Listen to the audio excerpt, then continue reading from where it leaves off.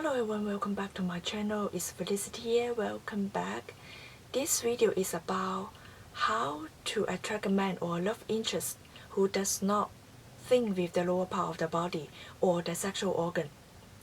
It is often said that men always think with the lower part of the body or the sexual organ. And what about women? Do women think with the lower part of the body? I think yes. Women also think with the lower part of the body. Because why? Because when you meet a man or you meet someone new, or when you are in a relationship, subconsciously women may think about whether this man will have a baby with her or whether this man will establish a family with you, right?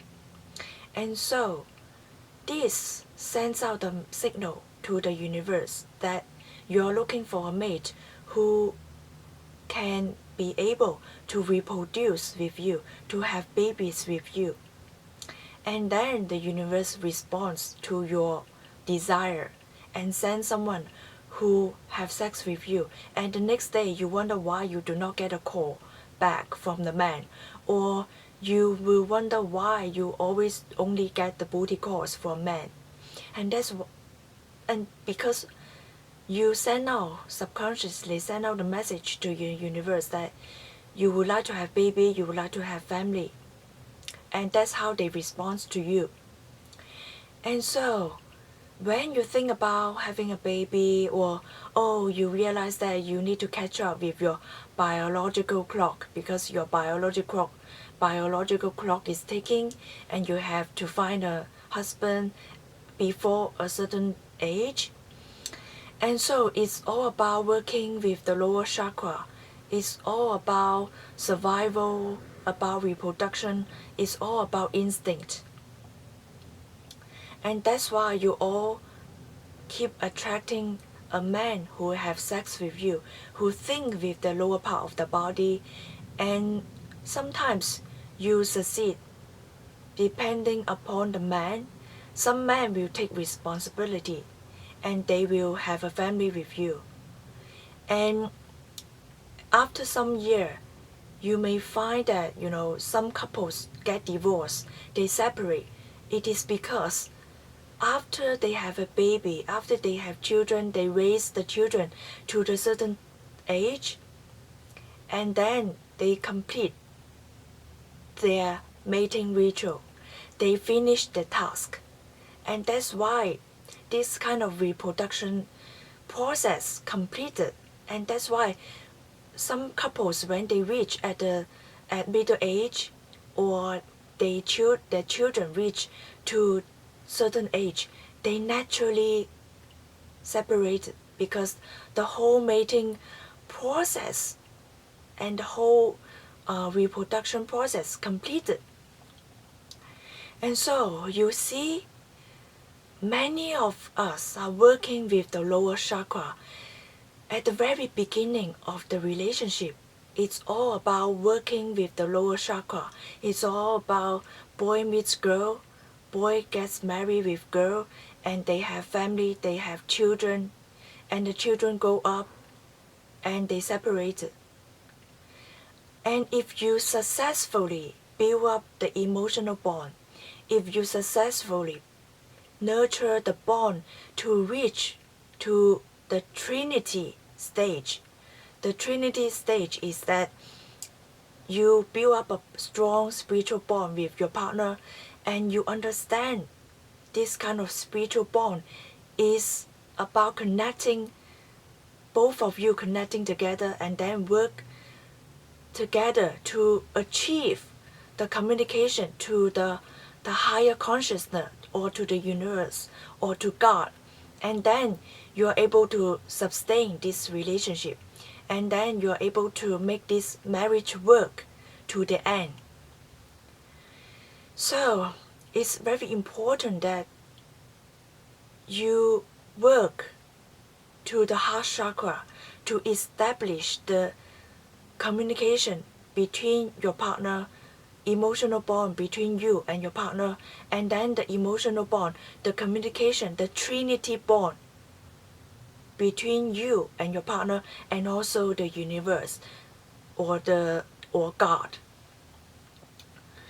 And how can you successfully build up an emotional bond, build up the spiritual trinity bond with your partner and with the higher consciousness? First step is to stop abusing the sexual energy and avoid encouraging others to abuse theirs. It is because sexual energy is a very powerful, nurturing, healing energy when put into good use, because it connects to Mother Nature, to Mother Earth. When it is abused, there are elements of power struggle, battles between sexes involved. For example, sometimes sex act is treated as some kind of trading, and it's like, if you do what I want you to do, I will give you sex. Or if you want a contract of a job promotion, or to secure a job, or if you want a contract of marriage, you better give me sex. Or there's a saying like, men learn to love women through sex. It's like encouraging women to give sex in order to teach men how to love women. But ask yourself, does it work? If it works, then we will not see couples separated, or we may not see divorces, right? So when sex cannot help you to keep a man or to keep a relationship, it doesn't mean that you are not good in bed. It just means that sexual energy cannot be abused. Sexual energy has to be used as the bridge between two souls. It has to push up to the heart chakra to connect to the spiritual level in order to manifest in a way that help you to connect to Mother Earth as well as to the higher consciousness. And so when we abuse sexual energy, when we treat sex like some kind of trading, like using it as gaining some personal gain, we are also abusing the privilege of being a human being. Why? Because animals do not have intelligence or knowledge to abuse sexual energy. They just do things according to Mother Nature, that's it. But humans are much more than that. Humans are granted with free will, emotions, knowledge, intelligence, etc. in order to get to know the higher consciousness, in order to know the godlike qualities within us. But we are not using our intelligence or knowledge wisely. We use our intelligence or knowledge or emotions or our consciousness in a way to manipulate sexual energy. And so after stopping abusing the sexual energy, and now the next step is to work on your heart chakra. And I believe that heart chakra is for storing the healthy, balanced emotions, rather than the negative emotions got triggered by the mind or got triggered by some kind of external situation or by people. And so, how can you work with the balanced emotions in order to expand your heart chakra? So you can start by spending time to reflect on your emotions daily, to work with your heart chakra daily. So every day spend maybe at least 15 minutes or half an hour alone to reflect on your emotions at the end of the day. Find out if there's some kind of negative emotions surrounding situation or people, and find out why you got triggered, why you react the way that you react, why you will react in a way that brings out some kind of negative emotions such as anger, sadness, jealousy. Find out the root of this kind of negative emotions.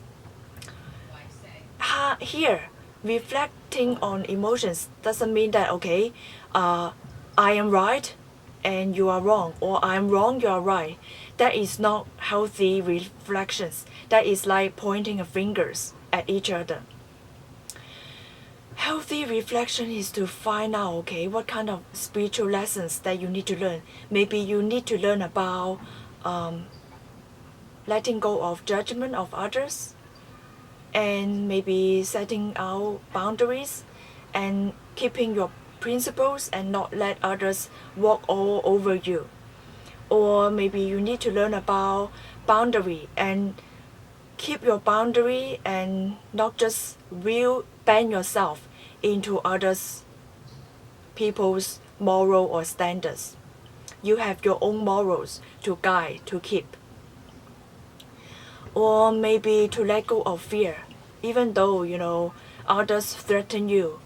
If you don't do this, you lose your job, you will lose your relationship. Try to let go of this fear, because the universe will guide you to another job, to another relationship, if you do things according to your own principle or according to your own moral standard. So set boundaries. Maybe sometimes you need to learn about forgiveness. Maybe sometimes you need to face your jealousy, and a lot of spiritual lessons that you need to reflect on according to your negative emotions that got triggered by certain situation or people. After reflecting on that, try to find out how you can deal with it, and what are the things, what are the solutions that you can do to face the negative emotions got triggered next time. So be aware of your emotions got triggered, and when your emotions got triggered next time, how can you deal with it in a very peaceful manner, in a loving manner. So once you work with your emotions in a very aware manner, you bring out everything in awareness, you find out solutions to deal with it every time it got triggered. And you are peeling off a lot of ego-based fear, a lot of ego-based emotions. And when you peeling off all the layer of the negative emotions and the layer of the ego-based fear, you will work to purify your heart chakra and get you closer to your godlike qualities, and get you to connect to the higher consciousness, to universe or to God. And so when you work towards enlightenment, and you also work towards the trinity within yourself, and then slowly you will establish the trinity within yourself, and through the trinity within yourself, through your connection towards God or universe, and you will naturally develop the trinity between you and your romantic partner. And so when it comes to trinity between you and other people, is another topic that I would like to share or to explain further in the next video, maybe in a future video. And it will take a lot of explanation to do, because trinity within yourself and trinity between you and your partner is a huge topic. And so here I would like to end this video here, and hope you understand my explanation of this video. See you in the next video. Bye.